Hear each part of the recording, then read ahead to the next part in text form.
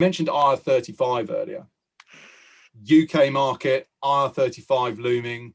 Obviously, from our point of view, it's interesting seeing the uptake in the use of statement of work, the requirement for technology to manage that end-to-end workflow.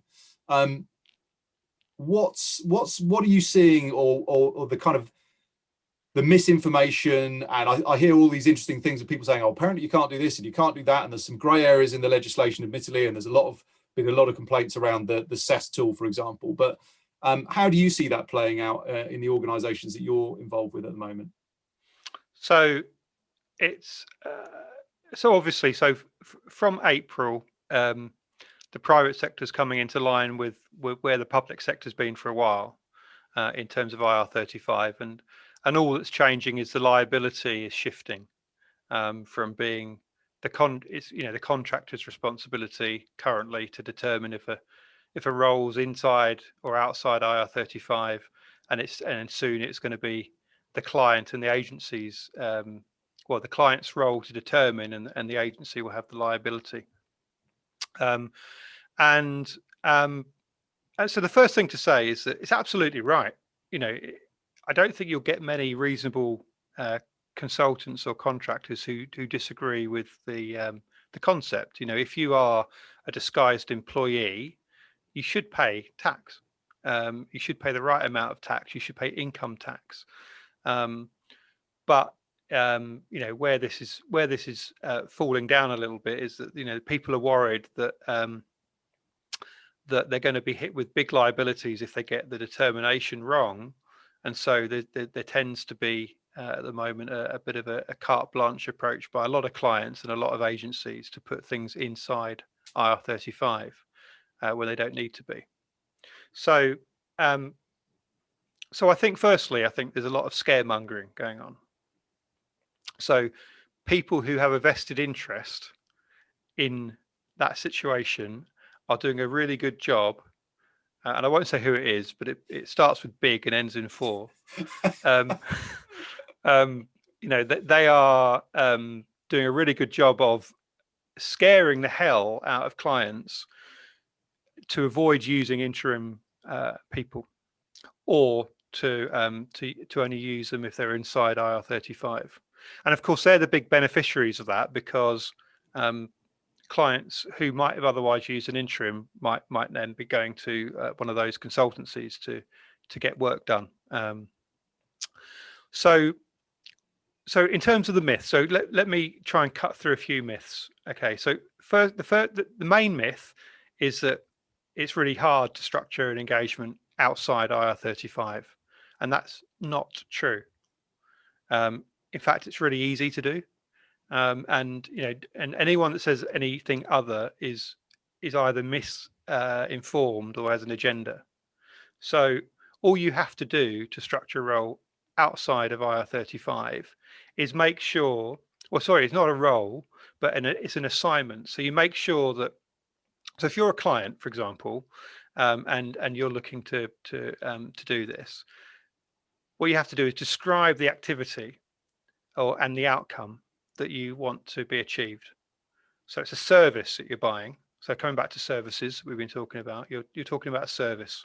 So there's a series of activities or tasks or outcomes or objectives you want to be delivered, and you're basically buying a company, not a person, a company, to deliver those outcomes, and that's it. So you're buying a service, not a person. If you have to name a person in there, that's okay, but better not to. But if you do, then you need to have a substitution clause in there to say, if that person can't do it for whatever reason, it will be they can be substituted by someone else. But that's it. So it's really about asking the right questions. What do they need to be done, and structuring the assignment that way. And if you do that, largely speaking, you're going to be able to structure things outside of IR35. Yeah, and I think it's it comes right back, as you said, to what's the piece of work that needs to be done. It's not just about sticking a contract, having something that's clearly an inside IR35 contractor situation and just trying to put a different slant on it. That doesn't work. It comes back to what is the piece of work that needs to be done, what's the most effective work delivery model for that piece of work, and whichever engagement method you choose, you just follow the compliant routes to get the work delivered in that way. And it's not just a regulatory thing, it's just a pragmatic, business process thing, in the sense that companies should be thinking like that anyway. And I think, to be honest, the way that pardon me, the way that IR35 hasn't been enforced over the last 15 years or whatever it is, has created a problem that is almost, you can have a kind of slightly laissez-faire attitude for companies where they've got 30 contractors in doing a piece of work, they're kind of sitting there, they're getting on with it, this stuff on a daily basis, but there's not a real clear focus on objectives necessarily. No. I'm sure in some cases there is, and it's a very well-run scenario, but it's easy to have expertise in the business and just feel comfortable thinking, I just like having that expertise here, and I know I need that expertise. Yeah. But the business won't necessarily know what they're getting from it. No. And it is exactly. It is an exercise and possibly a mindset and culture shift that a business has to go through to start thinking about outcomes. People often struggle to write a job spec, never mind an outcome. But if you're dealing with outcomes, then you know what your function within the business, what that function needs to deliver, because you're breaking down a component part of that. And if that function knows what it needs to deliver, the department knows what it needs to deliver, the organization knows where it's going and what it needs to deliver. That's like the kind of panacea of, business organizational perfection, if you can really drill it down to that level. But ultimately, it's about what do you need to do and what's the most effective way to do it. There's still always going to be delivery of work and services that is better with a permanent employee. And the same applies to compliant contractors and temps. And the same applies to the use of kind of outsourced services. Absolutely. I mean, the way to think of it is, if you take somebody, I was having a conversation with somebody who knows much more about this the other day than I do, and they made the good point. So if you take a project manager role,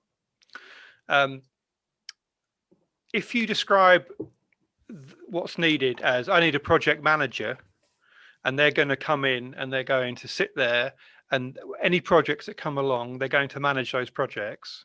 That's clearly a role, isn't it? That's a person coming in to fulfill a role, and that's much more akin to employment, and therefore would be inside IR35.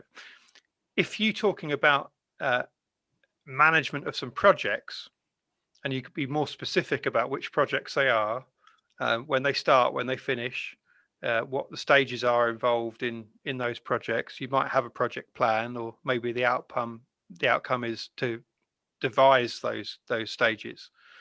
Then you're getting much more into the realms of something being delivered, and a service, and an outcome, and then so that's much more outside IR35. You're using the scope of work. It's very clear what you're talking about. It's very clear what you're being engaged to provide. There's no expectation of future business after it.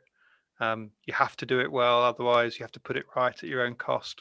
All those things flow from that because you've got a very specific brief, as opposed to just being a warm body on a seat. So that's the way to look at it, really. So I think it's really important to have common sense. It's really important, if you're an employer, not to panic and just shove everything inside IR35 for the sake of it, because apart from anything else, you're going to pay a lot more by doing that. Yeah, absolutely. It's happening soon. It's a big change. No one can avoid it. Everyone's got to do something about it. People are going to take different strategies. But ultimately, businesses are going to have to find a way to move forward, and skilled individuals are going to have to find a way to move forward, whether they decide that actually, it creates better permanent opportunities for people, or it creates contractual roles that are more based on, how contracting was designed to be when IR35 first came into place. Yeah.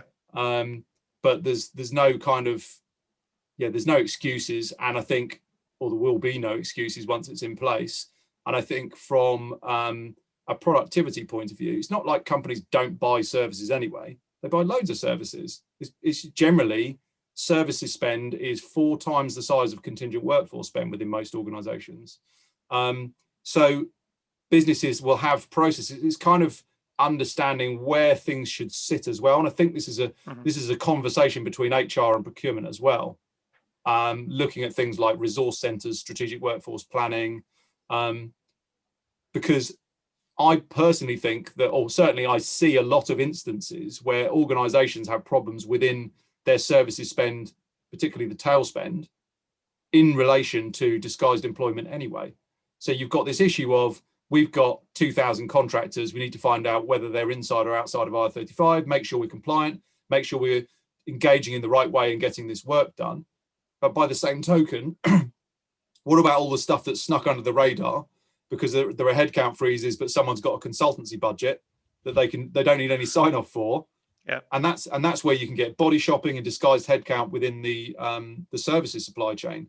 So it kind of, you can't avoid the subject of it being, it's a broader services procurement conversation, as well as a kind of the workforce is this extended workforce that includes suppliers delivering services. So I think it's actually, it's a great opportunity for organizations to shine a light on that area of work delivery, understand it more, make sure it's compliant, use it when they need to, and hopefully get maximum benefits from it. No, definitely. And I think building on what we were saying earlier, really, it's a good opportunity as well for companies to spend time actually specifying services, defining what it is that they're buying, what it is that what outcomes they're actually procuring, really tightening up those specifications and statements of work. There's never been a better time to have the excuse to do that. The company should embrace these changes as a reason for doing that. And then in addition to everything else, they'll have much more visibility of what it is that they're buying. And surely the procurement teams can be a hugely valuable resource within organizations to help with that process, because ultimately they're going to be the best people to advise and maybe even triage and sign off requirements, or help people, educate people as to how to build requirements. Absolutely. Yeah. Well, there's no one better, is there? There's no one better placed in theory to talk about, specifying services than procurement people. So, and I think suppliers can help as well. Sorry, I spoke over you there. I was just going to say, I think suppliers can help as well. Yeah, I think, as I said earlier, without being ultra cynical, I think you just got to be careful as to which suppliers you're talking to, because the ones that will have a vested interest in an outcome either way, what you want is suppliers who can offer impartial advice, not ones who's, are going to benefit. For example, one of the things that was really interesting I found out recently is about the liability. So actually, if a client is using an intermediary, whether that's an agency or a managed service provider or whoever, an intermediary between them and the actual contractor, if a client is taking reasonable care to determine whether a role is inside or outside of IR35, if at a later stage they are wrong, the tax liability does not go to the client. It goes to that intermediary. Now, you won't get many intermediaries making sure that the clients are aware of that, because it's not really in their interest to do so. It's quite good if the client thinks, actually, it's us that's going to be on the hook for the tax bill. Well, no, it isn't. It would be the intermediary, the agency or the MSP who would get the tax bill, as long as the client's taken reasonable care to determine whether it's inside or outside. So in the event of a challenge, the client isn't liable. Now, I didn't know that. And the reason I didn't know that is because not many people are saying it, because they've got a vested interest. So it's just, things like that I think are very interesting, and I think some of the advice that people are giving is very much geared by who's to benefit. Yeah, I think there's a lot of there's a lot of small print involved as well that won't fully become clear until this is actually live. I mean, even if you look at like the public sector versus private sector, there's almost like an uplift on what the public sector had put in place anyway. So public sector organisations actually need to pay real good attention to these reforms, because some of the reforms are also reforms to what's been, it's like an upgrade. So they're bringing the private sector up to level with the public sector, but upgrading the whole thing with some tweaks and certain amendments. And like I say, I think there's possibly an announcement on at the end of March, and then obviously it goes live on the 6th of April. But I think there'll be a lot of kind of washing up, and the big legal firms and people like that analysing the exact information that's put out, even though effectively I'm sure people already know what that is. But yeah, the devil's in the detail with this. And as I say, I think if you take the attitude of what's the best way to get a piece of work done, rather than trying to make the engagement type fit what you want, you decide what engagement type is most effective for what you want to do, make a genuine business decision about how you should resource that.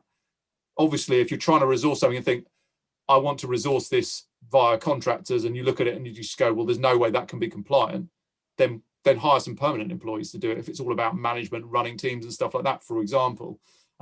So I think that's a good fallback for position for people. They need to get the compliance right. They need to take the right advice. They need to audit what's going on in their contingent workforce and their services and supply chain. But if they take the honest approach of saying, let's just get work done really smartly, line up our objectives, what do we need to do, what channels to market have we got in terms of getting this work done, and what's the best way to do it. I think that's a huge opportunity for companies, and certainly an area I could rabbit on about for plenty of time.